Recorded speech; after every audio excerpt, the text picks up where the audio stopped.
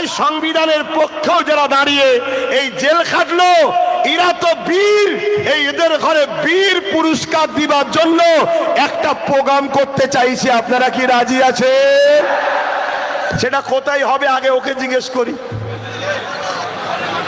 আমি তো করতে চাইছি, ওদেরকে বীর খেতাব দিয়ে পুরস্কার দিয়ে হবে যে ওরা মসজিদ, মাদ্রাসা, কবরস্থান, ঈদগাহকে বাঁচাবার স্বার্থে কেন্দ্র সরকার, ফ্যাসিস্ট সরকার, স্বৈরাচারী মোদী সরকারের বিরুদ্ধে লড়াই করতে নেমেছিল।